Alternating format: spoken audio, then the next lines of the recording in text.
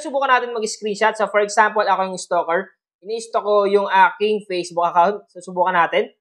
Then, screenshot ko siya. So, screenshot. So, kung mapapansin nyo, pag screenshot, lalabas yan. Cannot capture screenshot. So, napakabangis.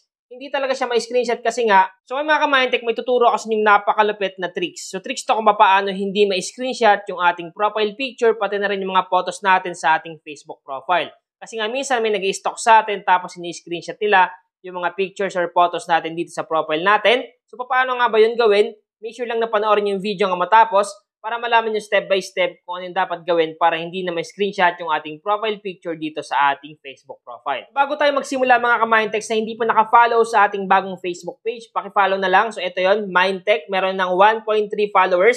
So paki-follow na lang, click nyo lang yung follow dito at pag na-follow nyo na, make sure lang na naka-following yan para updated kayo lagi sa mga bagong post and videos na ipopost natin dito sa mismong FB page, pati na rin sa ating YouTube channel.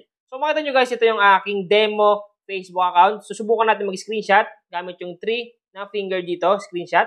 Kung makita nyo na i-screenshot siya kasi nga hindi pa naka-activate dyan yung settings na dapat i-activate. So ngayon ipapakita ko sa inyo dito step by step. So una natin gagawin is pumunta tayo sa ating Facebook application. So kahit anong gamitin nyo, yung Facebook na kulay blue or yung Facebook Lite, okay lang. Pero dito sa video is ipapakita ko sa inyo gamit yung Facebook app na kulay blue. So click lang natin itong Facebook dito. Pag nakalik mo na, automatic mapupunta ka sa inyong Facebook account. Ngayon, pag nandito na tayo sa ating Facebook account, sunod natin gagawin is pumunta tayo sa ating profile. Para makapunta sa profile, click lang natin itong tatlong guhit dito. Click natin yan.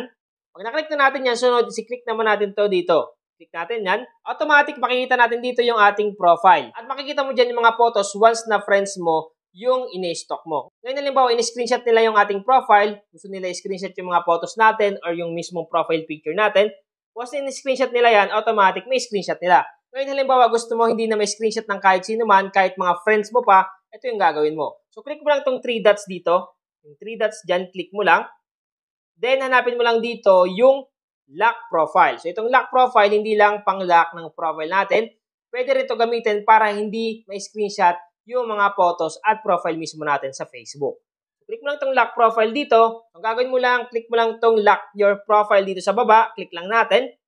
Pag na-click mo na, antayin mo lang na mag-lock yan.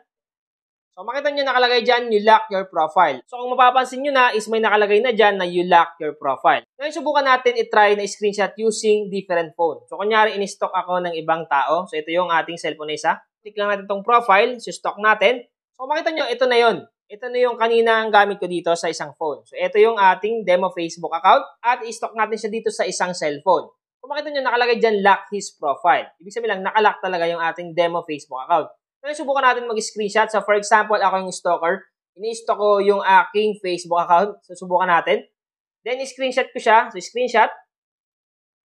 So, kung mapapansin nyo, pag screenshot, lalabas yan. Cannot capture screenshot. So, napakabangis. Hindi talaga siya ma-screenshot kasi nga, naka-activate yung lock profile. So, kahit ulit-ulitin mo yan, screenshot, hindi talaga may screenshot yan. Ngayon, subukan naman natin i-unlock yung profile. At titingnan natin kung may screenshot na siya. Click lang natin to. Click natin tong unlock dito. Click unlock. At click unlock profile. At antayin natin na ma-unlock yung profile dito. So, yan. You unlock your profile. So, na-unlock na. Ngayon, try natin i-refresh. Refresh. At na-refresh na natin at nawala na yung lock dito. So, ibig sabihin lang, na-unlock na yung profile. Ngayon, try natin mag-screenshot. Screenshot.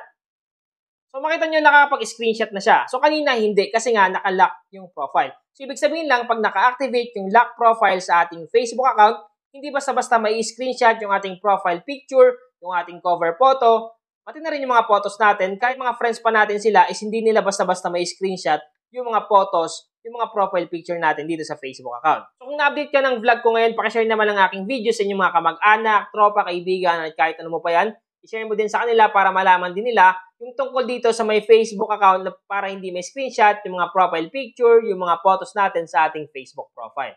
Sana nakatulong tong vlog ko ngayon. Once again, Mindtech PH, thank you and God bless all.